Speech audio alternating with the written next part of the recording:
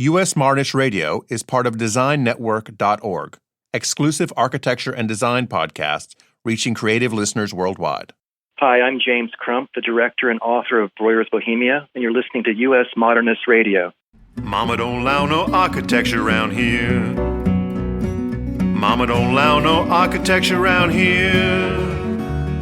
Oh, I don't care what Mama don't allow, gonna draw mine modern anyhow. Mama don't allow no architecture around here. Welcome to U.S. Modernist Radio, where we talk and laugh with people who enjoy, own, create, dream about, preserve, love, and hate modernist architecture, the most exciting and controversial buildings in the world. Architects like Chambers, Clark, Cody, Frey, Kaptur, Krisel, Wexler, and Williams put the modernist architecture of Palm Springs, California on the map from the 1940s through the 2000s, and in Hugh Kaptur's case, still going into his 90s. Behind them are a new generation of modernist architects, and today we talk with one of the area's most successful, Sean Lockyer. Later on, comedian Aaron Kominos Smith, and something he shares with Weird Al Yankovic. And now, sadly off the hunt for Mr. Yankovic, here's your host, George Smart. Hey, thanks, Tom. We've tried everything to get Weird Al on the show. Why? Because he was an architecture student at Cal Poly San Luis Obispo. Before he went into music and comedy. We've written his longtime manager, Jay. We've tried going through Facebook. We've even reached out to somewhat mutual friends. But Jay says no, which is too bad, because clearly Al and U.S. Modernists have some of the same comedy DNA. We've got a cheesy theme song, an occasionally delirious format, and irreverent humor. And you're trying to learn how to play the accordion. Yeah, right, in my spare time. In researching Al, I got to look back at one of his first videos, one of which was I Lost on Jeopardy! The original host of The Real Game Show, long before Alex Trebek, was a guy named Art Fleming. And I'm pretty sure he dated my mom, so there's that. Super close connection. Oh, well, we'll try next for Frank Gehry. U.S. Modernist Radio is underwritten by Wendy Robineau and Don Beskin, and by modernist realtor Angela Roll. In episode 8 of our ongoing space saga, it is a dark time. Despite galactic happiness stemming from the continued spread of In-N-Out burgers, bringing the pure joy of the triple-double animal style across the cosmos, the Home Builders Association has closed down the modernist architecture schools. Lord Garth Vader's sinister movement placed 5-story gray buildings in every city, and design tyranny is almost complete. Princess Angela Roll is still missing, but the dashing rogue pilot and part-time roofer Bjarke Shingle's alliance with Lord Vader's orthodontist son Brad created an uneasy bargain. Drug dealers from the vegan homeworld of soy know where Princess Angela is, but demand that Bjarke and Brad steal a priceless In-N-Out freighter vessel in exchange for her freedom. Just one problem, it means they have to visit Port Calatrava, still under construction and wildly over budget after 200 years. Oh, no. Back here on Earth, the princess's ancestor, modernist realtor Angela Roll, brings incredible resourcefulness and architectural training to specialize in modernist houses, advising buyers and sellers on everything from appropriate renovation to the best vegan restaurants. Reach her at angelaroll.com. That's ROEHL or 919-995-0550. Hey, thanks, Tom. Our guest today, Sean Lockyer, grew up in a family of real estate developers, which has certainly influenced his successful career designing and developing projects in Palm Springs and Los Angeles. Graduating from Philadelphia University, he traveled in Europe, South America, the southeastern U.S., and finally to the West Coast, where in 2006 he opened his practice, Studio AR&D Architects. He also serves on the Rancho Mirage Architectural Review Board. Welcome, Sean. Thank you, guys. Hey, Sean, before we get started, we found out that you were the featured male at the Palm Springs Museum of Art Singles Night. No. How did that work out? Please tell me you married the gal at that night. No, I certainly didn't. I think I ended up on a date out of that didn't seem to go anywhere. But well, you must have gone out somewhere. Yeah. Well, that's true. We went out somewhere. I can't remember anything of significance, though. So was that one of those date auctions? Did people bid on you? Yeah, it was something like that. How much did you go for, Sean? Good question. I can't remember, but I don't think it was a lot, and rightfully so. So tell me about growing up. How did your parents' business get you building things and studying architecture? Well, my family was always into development, and so it was always around the conversations at the dinner table and throughout life growing up. And there were always architects in businesses or business meetings that my family was attending or at their office. And so it was just always kind of a part of our life. And so I don't know that it was a natural progression because I'm the middle child. And so I have an older sister and a younger brother, and both of them are in the development and apartment management business of my family's. And I'm the only one that went into architecture. So have they hired you to do anything for them? Yeah, we've done some things. My family lives on a large, older estate with some very old structures on it back in Philadelphia, just outside Philadelphia in Wynwood, Pennsylvania. George Hewitt was the architect of a summer home called Maybrook out in Wynwood, Pennsylvania, and it's where my family still lives today. We've done some renovation. There's a few spring houses on the property, an old barn, a carriage house, the main house, lots of walled gardens, waterfalls, things like that. So even throughout architecture school in the summers, I would get on a tractor or a backhoe and create sort of garden sculptures and things like that and rehab or repoint some of the old spring houses and things like that. In Southern California and Pennsylvania are rather different environments. You must be adaptable. Yeah, well, that's true growing up, and then much more so in architecture school in Philadelphia.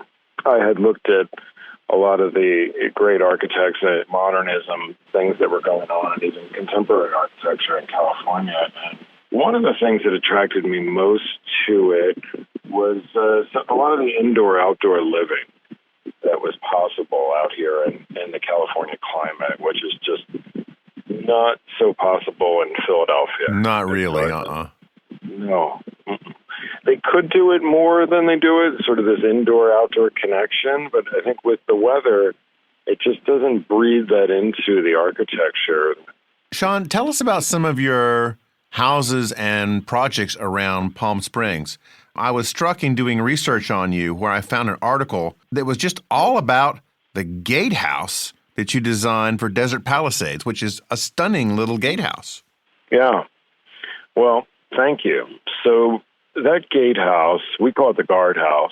It's at the very front end, the front gate of a project called Desert Palisades, which is a gated community sort of on the hillside at the northwest corner of Palm Springs. And it overlooks the entire valley, and it's 110 home sites there, all custom homes. And so that project was in its very early stages of being graded and roads being put in and things like that when I met the developer. And at the time, we were building the Schnabel House. We have a general contractor's license also, and so we've built quite a few of our own projects. We've never been a contractor for hire other than our own projects, and that was a business model that we were chasing down for a while, and we're not doing that currently.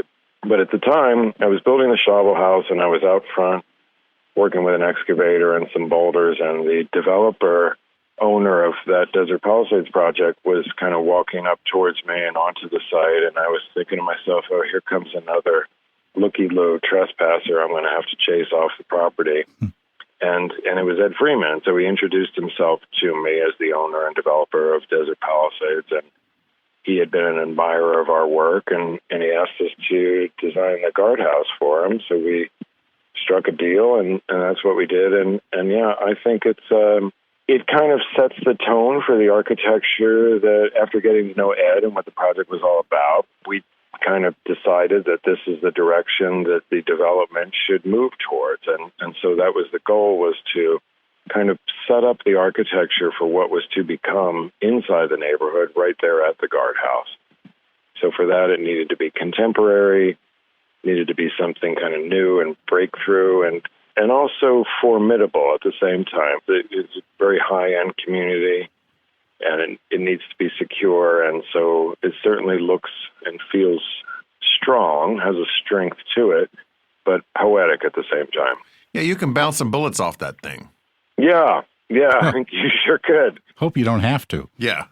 No. Mm-mm. Now, No, was your house and Ray Cappy's house the first two to be built?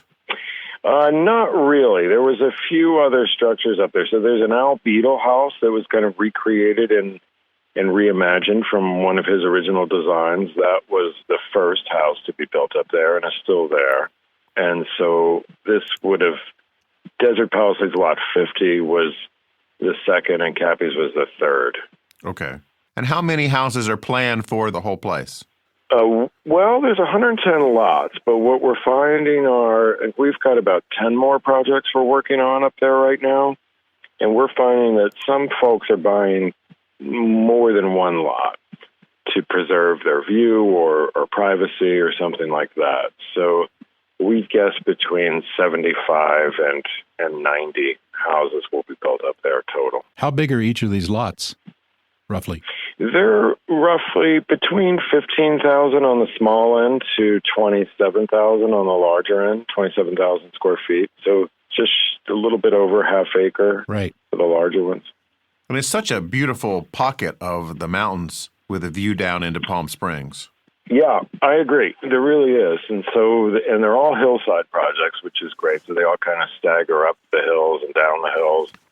And yeah, they have great views. They're right on top of the mountains to the west and just at the foot of Mount San Jacinto there. And then to the east, there's just great views of the entire valley. It's got the Chocolate Mountains to the north and the windmills, and then south down to the valley of Palm Springs there and the mountains at the south end there. Where is this in relation to the tramway? Tram Road from Palm Canyon hugs the north end of this development. So okay. That if you were heading north on Palm Canyon, you would head west on Tramway and go up the hill, and then this project is just south of that. Okay. Now, one of your big successes a couple of years back was the house you created for the Schnabels. Was that the same family that had worked with Frank Gehry? No, everyone asked that, and it's a different set of Schnabels. But great family and a really great project. We're on our second house with them now. They have another property in Hermosa Beach, actually a double lot there that we're building on right now. And Disney had some interest in the Schnabel house in Palm Springs. Yeah, that's right. They shot a great video. They had a toy out. It was a series of 3 kind of robots for kids, and they shot one of the robot scenes right there at the Schnabel house, and it's amazing. I love that video, and we put that on our website. It's great. Did you get a robot? No, I didn't. And my kids were a little too young for that robot at the time, so I didn't buy them one, and now they don't sell them anymore, sadly. Darn it. Our research department says this was the Star Wars Sphero droids. That's right. Yeah. Mm-hmm. Probably only available on eBay now for a very high price. Yeah, that's probably true. But if you watch that video, and you can see that on our website, that they did a really great editing and scenes throughout that house. It was pretty amazing. Even caught some wildlife running through the boulders there. Wow. Yeah, it was great.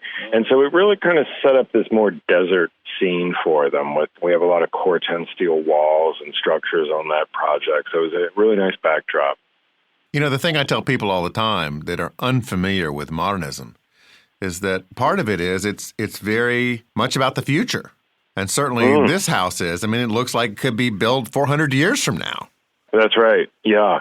And a lot of it reminded me of this Star Wars setting. So now when I go back and I watch these Star Wars movies with my kids, and I think they had this Jabba the Hutt lair kind of idea when they shot it at the Schnabel house. And there's lots of parts of it that are similar to that, contrasting with like this great technology on the interior of it, this refinement.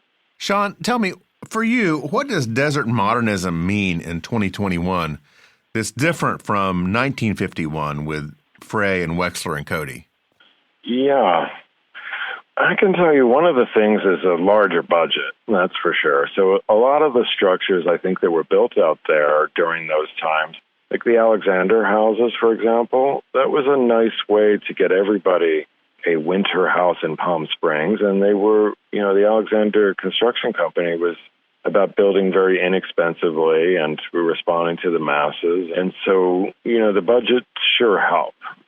In addition to that, we just have much better technology. So no one would think of designing a glass box in the desert for the summer. It was 127 degrees 2 weeks ago when I was there in Palm Springs. But with today's glazing and insulation and the roof overhangs that we can achieve today with these really large cantilevers, like you'll see at the Schnabel House and especially the guardhouse, we can have a lot more glass than you would normally expect. So that's one thing. In steel, we're really pushing the limitations of steel and, the deflections we can get out of that or non-deflections and really able to build these slick structures with these great massive overhangs and really expand the indoor and outdoor living. We're out in Palm Springs every year for Modernism Week and have been for a long time. And one of the things I'm always surprised about is that on many of the larger modern houses, I don't see solar power. Is that just because it's so well hidden or they just tend not to use it? Yeah, well, the building codes have changed. So every new project now, I think since 2020, is required to have some level of solar. Oh. So you won't be missing that anymore. A lot of times, though, they are very well hidden. I mean, particularly on flat roofs, they're pushed back away from the edge and they're not angled up at a height where people can see them. Personally, I don't think they're the ugliest thing in the world, and I think there is something worthy of showing off a bit if they're done correctly. But most people feel like it's pretty hideous and they want to hide them. So I can understand that. And it's, a lot of times you won't see them because of that. The climate in Palm Springs is 363 days of sunshine a year, so you kind of have to do it now. And panels have become so much more efficient and the prices come down a lot. So it does make more sense than it used to. I mean, people used to be worried about, well, I've got to replace it in 5 years. Am I really going to get my money back? Is it really quite worth it? And now, especially because of the building code change and making people do them, they're so prevalent and available that it's getting to be affordable for everyone in a climate where everyone should be using it. Now, of those 363 days, there are 2 days where you have what, like a monsoon that comes through? Yeah, that's right. So we do get some flooding out there for sure. I was out there one time during one of the monsoons. Yeah, like 3 years ago. Yeah, and I remember that the town has allowed golf courses to be built in the spillways for this flood control. So, like, entire golf courses will be washed away by the latest monsoon. Yeah, that's pretty crazy to me because there's a fair amount of damage, and I don't know how insurance companies even write a policy on that, knowing that it's going to flood in a year or two. Well, better grass than, somebody's house. I guess, yeah. Building. I guess, too, but then what I see when that happens is all the irrigation and the infrastructure underneath that grass just gets washed away and damaged and needs 100% replacement also. So it can't be cheap to replace all that. And where does it all go? I mean, where does it get washed downstream full of, putting flags and, yeah. That's a good question. And so that's the other thing. There is a large water table underneath Palm Springs. It's very deep. So there's great percolation out there, but it just can't handle the other thing to remember is upstream from Palm Springs are all the mountains that surround it. And so that's a lot of acreage and a lot of real estate where you get that really fast runoff from a quick, sudden rainstorm, even if it doesn't last very long. It's a lot of real estate going to like the bottom of the bathtub in Palm Springs there, and the sewers just can't handle it, and it can't percolate fast enough to get down to the water table, so it floods. Yeah, and it takes the roads with them sometimes. Yeah, that's true. There's quite a few of the roads that even go into town, like Indian Canyon is one that gets washed out quite a bit when that occurs.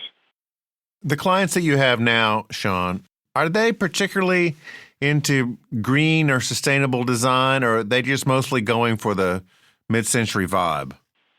Well, I'd say both. There's definitely a mixture of both. Most clients need to be pushed in the direction of being somewhat sustainable and caring about the environment. There are the rare ones that have that in mind already, but we try to steer them in that direction in a smart way.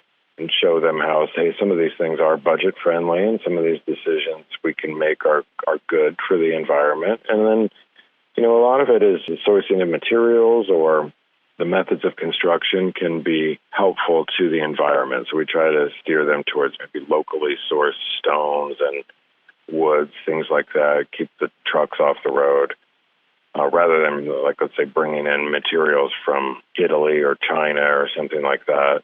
So there's some smart decisions we can make like that. And there's a lot of materials out there that are environmentally friendly that just work well also, and we can steer them in that direction by the specs that we write on our drawings and construction documents and things like that. Other than a nice budget, what makes for a good client that comes to you for a single-family house? Yeah, so we've got basically 3 requirements for any client for our office, and one of them is a realistic budget. And so that doesn't mean it has to be a very high budget, but it definitely needs to be realistic. So somebody might say, hey, I love this novel house. I really have to have that, and I need 5,000 square feet. And by the way, I need to do that for $1 million. Well, we'll just say, well, I'm sorry. That's not possible. Let me educate you on what is. And if they understand that and get that, then that's great. Then check. We can check that box and move on to the other 2 requirements. The second is you've got to have good taste. And so that doesn't mean that you need to be a designer yourself, but you've got to have an appreciation for the arts and what we're trying to create with, if it's not mid-century and it's more contemporary, well, then you have to kind of have a desire for that and a general understanding of the aesthetics, and not try to force your hand or, use us as a pencil for some other type of design that you may have in mind. That's an interesting way to put it. Well, I didn't make that up myself. I think it was a letter from Albert Frey to Corbusier where he was complaining about a client in Palm Springs, and he was talking about how I feel like I'm their pencil.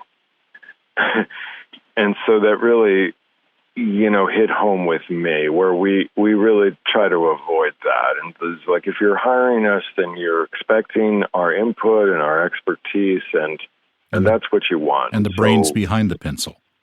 Well, that too. And I'm not the smartest guy in the world, and so I'm open to suggestions and alternative ways of doing things. And so I can appreciate that. But if somebody comes in and really wants to be the pencil or drive some idea that we're just not comfortable with, or multiple ideas, then that becomes difficult. So we try to sort that out in the beginning and steer clear of that. So what's the third box? Yeah, the third one's kind of easy, and so you've got to be nice. We don't want to work with people that aren't nice. And I guess they just reveal themselves in how cranky they are in the first meeting or 2. You'd be surprised. Yeah, people don't realize that that's one of the interview questions we're not asking, but we're trying to sort out and figure out. And maybe you wouldn't be surprised, but yeah, people can be kind of pushy or not so nice in the beginning, and we'll just steer clear of that also. Yeah, a good friend of mine, she would talk about when she would go on dates for the first time, and if by the end of the evening she felt like she'd worked too hard, she just wasn't going to go out again. It was just too much. Yeah, she probably said the same thing, like, life's just too short for this. I don't need this. Sean, I know maybe you wouldn't take on a project like this, but let's just talk about this hypothetically. So let's say that I love Palm Springs and that I want to come there and build a very modest house, one of these small ones like from way back. Let's say it's 2,000 square feet, and I've got to buy some land somewhere around. What is a realistic budget for me in planning for that? Just ballpark. Including the land? Yeah, including the land.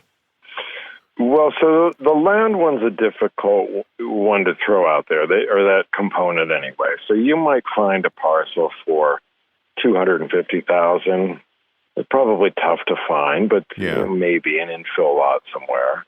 Infill meaning down in the flat area, and just a little stagnating piece of land that nobody built on yet. Yeah. There's few and far between, but they're around. And then you might find another parcel we work on a lot of hillside projects out there, and so they become challenging. Not only are they more expensive, but they're difficult to grade and do the site work and the infrastructure on. You know, we exported, from that Schnabel project, we exported 6 million pounds of boulders from there. So Wow. Yeah. Where'd you put those? Pounds. Well, so we put them at different projects, but that's what we exported. And if you go drive by the Schnabel house today, you wouldn't believe the amount of boulders that are still on that site. We built walls out of stairs, you know, sculpted, cut them, hung them on walls in the fireplace. It was just an amazing amount of boulders around. I used it for fencing around the whole entire property, built these different tiers of landscape out in the backyard there. And that's everywhere on the hillside in Palm Springs, where as soon as you scratch the first half-inch layer of sand, there's boulders the size of Cadillacs underneath there. But let's say in our situation here, I'm on a flat piece of land. I don't have grading issues. Let's say I bought it. So I bought it now. I bought my $250,000 infill lot somewhere. So what do I need to plan for my 2,000 square foot house? Yes, we used to tell people about 550 to 800 a square foot, and now, you know, just over the last year and with inflation and the economy and the sourcing of things, we've raised that. So we'll say anywhere from $650 to $1,000 a square foot, $650 on the lower end, maybe $600. So somewhere like $1.3 million to $2 million. Yeah, I got my calculator out. Tom is calculating that. Carry the two, Tom. So 600 would be at the lower end. Yeah, okay. 600 a square foot. And I wouldn't go any lower than that, especially on a smaller house. Like, at least with a larger house, you get this economy of scale, right? Yeah. And then you get areas of the home that we could call, quote unquote, cheap square footage. But you don't get that with a small home because you're packing all the expensive stuff into just a tiny box. Like, you've got your kitchen, your bathroom, HVAC system. You got to be ready to drop $2 million minimum, lot and house. Yeah. Okay. Well, you know, I'll have a bake sale. If that's not your channel to be on, there's a huge number of homes and condos out there that are, anywhere I've seen from like 400,000 to 800,000 that you can pick up. If you no doubt about it. If you just want a place to hang out, and a really nice place too. Yeah, could be. And, some of them with a pool, and maybe it's a neighborhood like outside of Palm Springs or something like that, or there's tract houses out there and certainly tracts of condominiums. Those folks aren't calling our phone number, though, if that's what they want. Yeah. Now, are you involved in any commercial projects in Palm Springs, like a new Modernist bank or something along that scale? We do have commercial projects now, and some of them are hotels that we're working on. There's a dispensary in Palm Springs. There's quite a few in Palm Springs now. The one we're working on dispensary. is beautiful. Are we talking about cannabis? Yes, we are. Okay. It's a retail facility for cannabis Retail products. Cannabis. Are you working any other types of commercial projects? Yeah, well, so hotels. Okay. We've got there's 2 hotel projects we're working on right now. Both of them are out in the Joshua Tree area, and there's a sort of this community type of building component to them, a restaurant component, and then the rooms and the site, the pool, all of those components to them. We do a lot of landscape design. That became important to us, so we really think that the landscape design needs to be incorporated and thought about and designed at the very same time the architecture is being designed. Well, let's wrap up with that question, Sean. Tell us about your Echo project that you worked on, because that has a big element of landscape design. Yeah, it does. And so those clients came to us. They've just been fantastic, wonderful clients to work with, and it's been a really rewarding project for us. And so when they came to us, they said, hey, we have subdivided a large piece of property into 9 home sites. And what we're trying to do is create this sort of tract of modern homes. And we want your help with that. And we'd like to do something different and better than all these other tracts of homes going up in and around the valley. And so that's what we did. So we work on custom homes, the architecture and landscape design for.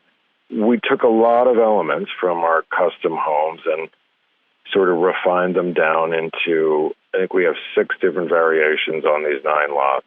It's really 4 main floor plans with 2 extra kind of bonus variations on those. So about 6 total.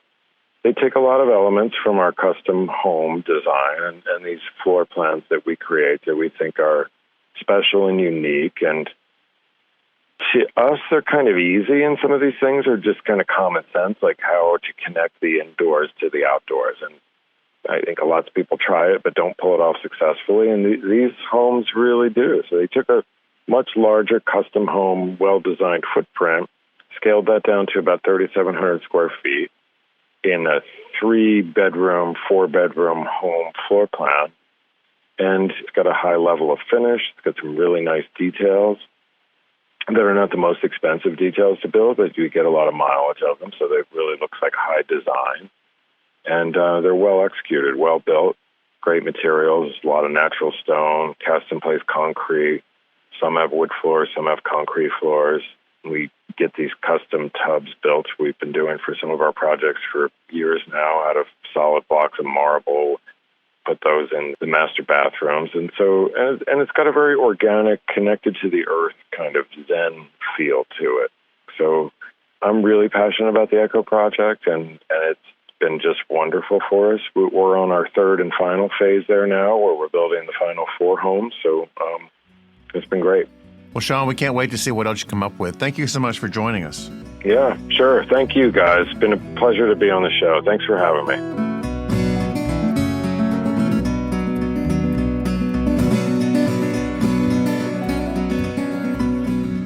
Aaron Kominos Smith grew up in New Jersey and studied architecture at Cornell. Go Big Red! Where he practiced bowling and was also a member of the Whistling Shrimp Improv Group.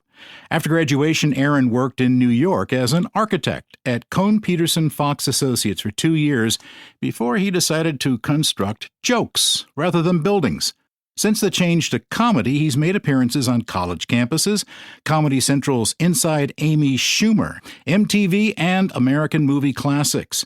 Aaron created the But I Also podcast, where he interviews people about their jobs as well as their passions outside of work. In addition to what appears to be a daily scheduled panic attack, Aaron keeps busy with the other Keebler elves baking cookies in a tree and appearing in series like Gigahose and The Living Room Show, which is Brooklyn's longest-running stand-up comedy show. Welcome, Aaron. Hello.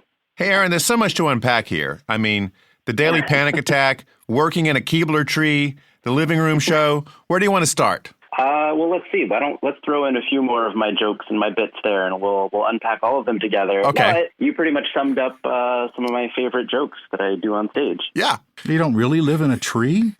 I don't think he does. No. That is specifically a joke about my height and being small and people not believing me that I am pretty short. So the only way I could really convince them is if I was in a tree baking cookies. And how long have you been doing The Living Room Show? That was, my friends started that about 15 years ago at this point, and then took over from them about 6 years ago. It's a great opportunity to perform every week in a little coffee shop, and we keep it as a clean show because we want comics to be able to work on their television sets, practicing a set for TV. Yeah. When you've got one comic cursing and being really dirty, and then you go up and say, "So my family's weird." Yeah. Kind of a strange transition when you do that. So it's a great opportunity for me to force myself to write new jokes every week because we have a lot of regulars that show up from the neighborhood. What came first in your growing up? Was it architecture or comedy? I think it's the chicken and the egg at the same time at that point. It was, I loved Legos. I had a model train layout from the time I was maybe 6 years old. So I loved building and designing and creating, but I also just loved laughter and making people laugh, and did some stand-up and improv when I was in high school. And then, there's no such thing as getting a bachelor's in humor, unfortunately. Yeah, so I decided architecture was going to be the thing, and it turns out there was this second thing that was always kind of there. So you went to Cornell, and what was that like? Who were the big deal professors on campus? I'm trying to remember. I think most of them have either moved on or are no longer, either moved on physically or moved on in life. We had Jerry Wells was one of my favorite professors that was there. Joseph Cho, Felicia Davis, really just great professors that really just said, this is your time in school. Don't worry about reality. Don't worry about budgets.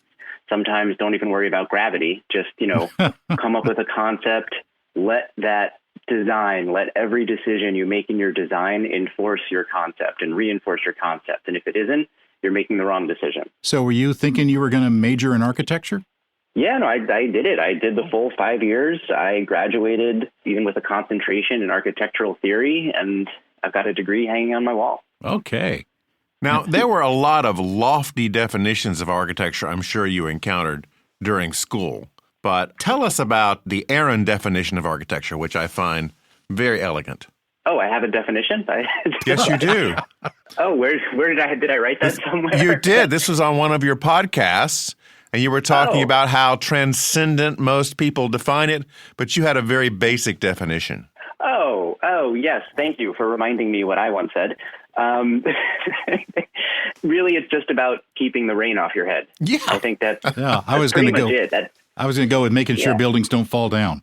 But yeah, and making you just keep a roof above your head. I mean, I think at its most basic level, that's kind of the job of architecture, is just keep the weather out and keep us safe. Keep the weather, the animals, keep nature out, pretty much. Right. And then beyond that, how do we now make it interesting, and how do we make it do something more than that? When you were at Cornell, were there any hilarious pranks that got pulled in the architecture department, or was it just people spending 24 hours a day in studio? I believe I was one of the last classes that had the full round of pranks performed on us. There was a lot of pranks done to the freshmen.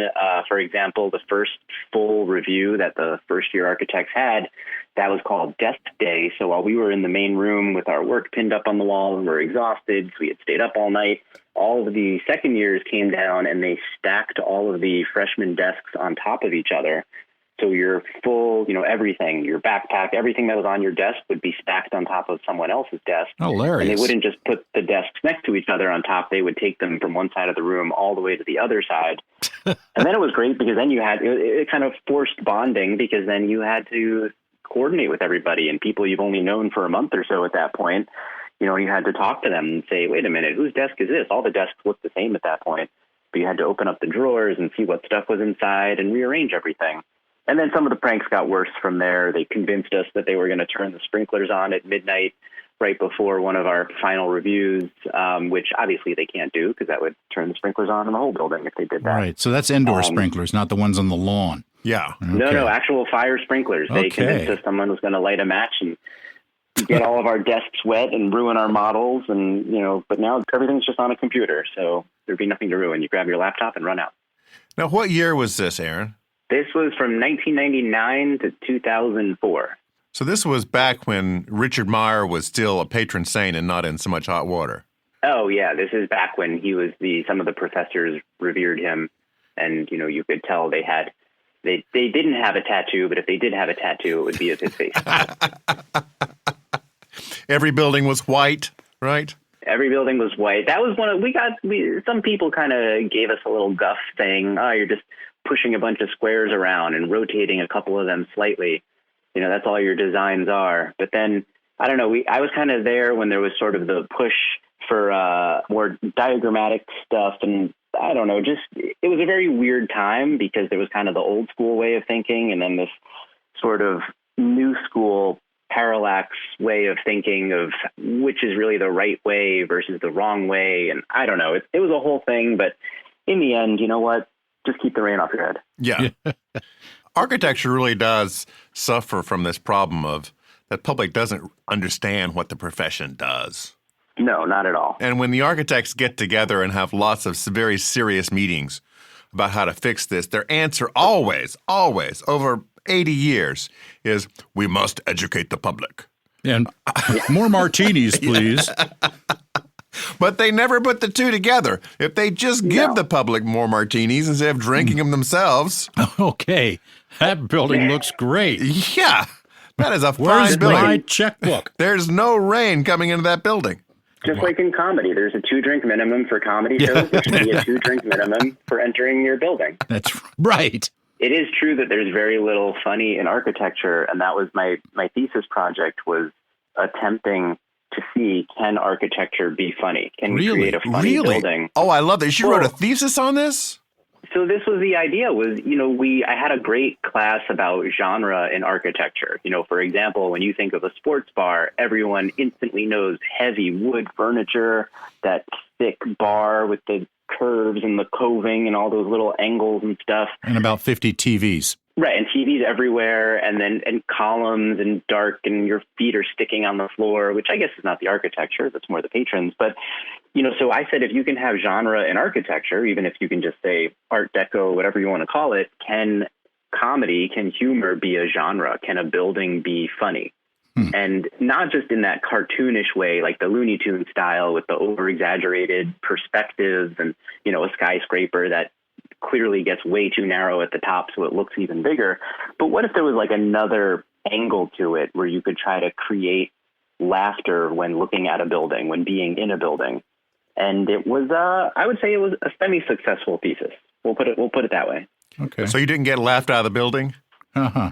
I got laughter from the critics because some of the people on my final review thought I was being serious, and others realized I had ridiculous things going on in my building. So I was designing a doctor's office, and one of the things is I said in the waiting room in a doctor's office, there's always a fish tank to calm people down. So I said, let's go all out with it. So instead, I made the waiting room a glass box suspended within a giant 5-story fish tank. Oh, cool. And I said, the bigger the tank, the bigger the fish. So instead of fish, it had to be a shark tank. So you were surrounded by sharks because water is calming. And you're waiting to see the doctor surrounded by sharks. And I think... And then, of course, they're going to take your blood pressure. Well, that was the whole point was it was obviously this is ridiculous. You wouldn't do that. One of the professors actually said, who would pay for such a large fish tank? I don't understand. And then one of the other professors had to get up and leave the room because he was laughing so hard at the other professor. So it turned into less of the building being the joke and more it felt like I was playing a joke on my reviewers, which is not the original intention. But in the end, it was an amazing learning experience and was a lot of fun. And I bet they remember it. Yes. Well, that's the other thing. No one remembers I made a visitor center for this park. I made a museum for this. No, you remember the ridiculous doctor's office where the overhead plan view, I finally made a building that looks like a smiley face. It's what I've been wanting to do. So in a no way, one realized. In a way, you're trying to inject whimsy, if you're going to try and put it in a more clinical term. Yes, whimsy. We want to introduce. Yes. Yeah, it's whimsy, and it's funny because I've seen it's somewhere between whimsy and then also poking fun at the absurd architecture that we do have. It turns out I was really trying to make fun of the suburban architecture, and the rare moments in suburbia where architects do try to make an architectural move, and it usually just falls flat on its face. For example, think of the Best Buy stores in a huge shopping plaza have that forced perspective blue box entrance. Right. So rather than point out how that's like kind of goofy, I rotated my entire building so that as you walked into my building, it was on axis with the Best Buy across the street. And I said it was such a beautiful move that I wanted to really focus all of my participants' entry on this gorgeous building across the street. So it turned into some sarcasm and it was fun. But again, I don't know if everyone got that I was being facetious. Now, besides you and Weird Al, Aaron, are there any other people that you know that have moved from architecture to comedy? I've actually met a few people who do comedy who went to architecture school, and I don't know if they're super famous. I mean, in the end, I feel like there are hundreds and hundreds of amazing stand-up comedians, and no one knows our name. No one remembers their name. Even if you saw them on Comedy Central or you watched an HBO special, within a minute, you can't remember their actual name. But there are plenty of comics who did go to architecture school. Not as many lawyers, but plenty of former architects. Huh. I would think there'd be a lot more ex-lawyers than ex-architects, but that's interesting. Well, yeah. Oh, it's way more lawyers than there are architects, but there are some of us. Who's going to write all the lawyer jokes? Well, please have them get in touch with us because we always want to talk with funny architects. There are not that many of them. I'll look it up. I'll make it happen. Now, back in March, you spoke up at a New York City Council subcommittee on land use. That sounds a little architectural. Oh yeah, this was fun. I live in Brooklyn, and there was a huge air rights transfer deal going on for the city for a Department of Transportation owned parking lot, and then a brand new residential tower that was going to go up across or right next to it. And they wanted to sell something like 90,000 square feet of air rights to build an office underneath the residential. And it turned into a whole issue where the architects, they presented renderings of the buildings, the with and without this 90,000 additional square feet. And the two buildings they presented were almost identical.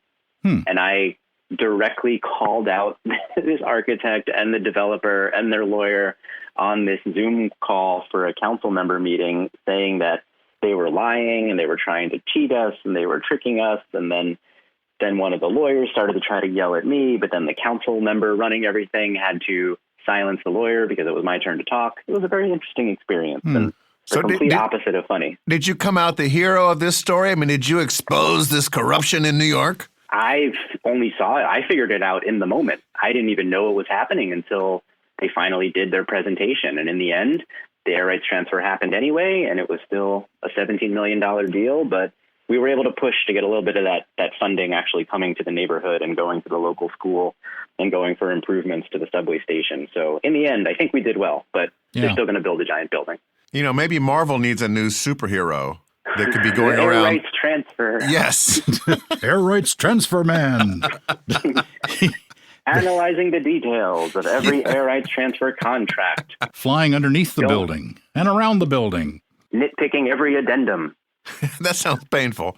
Other than the living room show, are you getting some good stage time these days, or is COVID still knocking everything out?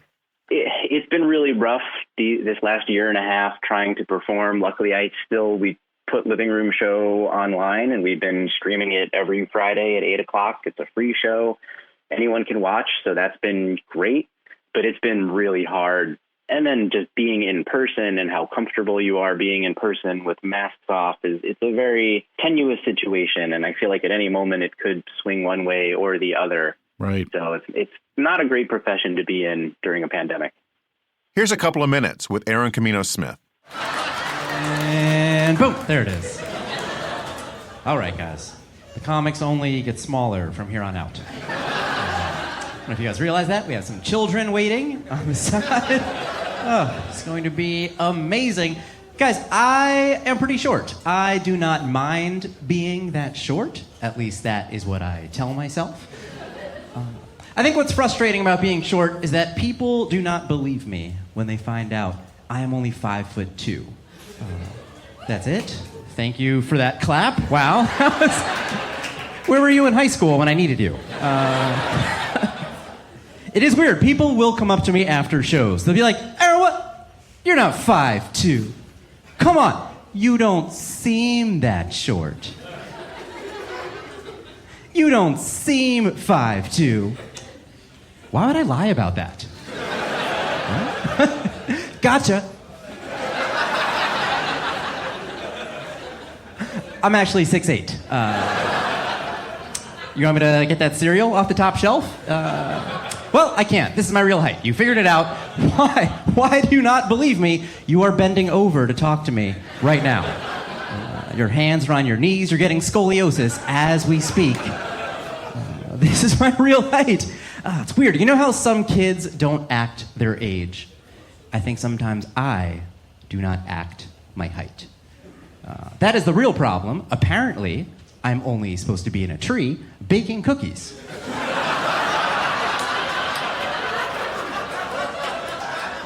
No. This is really weird. I am speaking with confidence. I apologize for that. I'm sorry that I threw you off.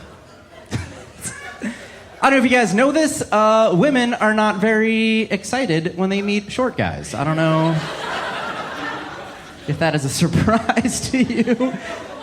Yeah, there's not a lot of that. Tell us, what's the first thing you look for in a man?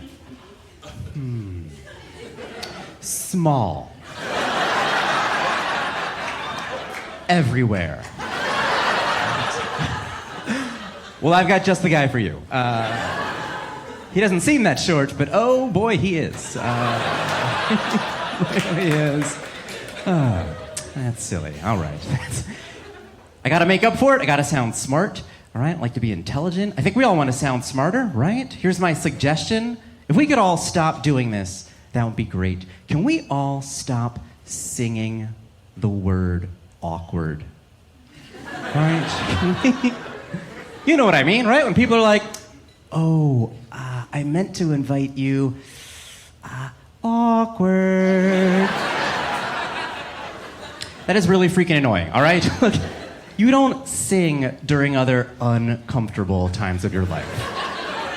Right? Never been like pulled over by the cops and just been like, oh, I'm sorry. What seems to be the problem? Officer! No. That would get you tased, all right? That is not good. If you want to sing awkward, that's fine. Just don't be all weird and creepy about it. How about you belt it out and enjoy yourself, right? Have some fun. Sing it boldly and confidently. I like to sing it like it is the last line of the national anthem. Right? That's how I like to do it. Oh, what's that? My fly's been unzipped? This whole time? Awkward.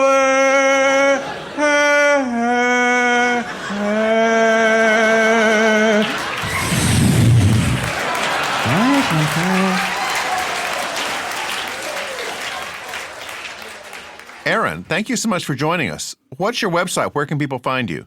You can find me everywhere on the World Wide Web. Everywhere its tentacles touch, I am Funny Aaron. That's 2 A's, A-A-R-O-N, 2 N's in funny, because that's how we spell it.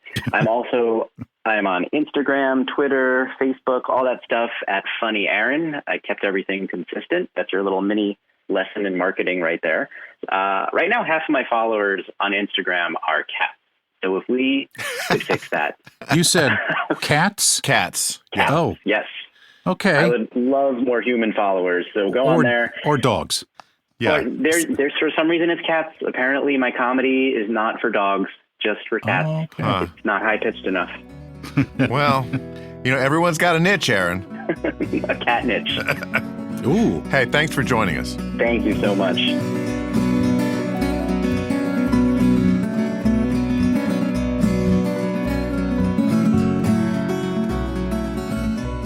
Thanks for listening. U.S. Modernist Radio is underwritten by Wendy Robineau and Don Beskin, and by Modernist realtor Angela Roll.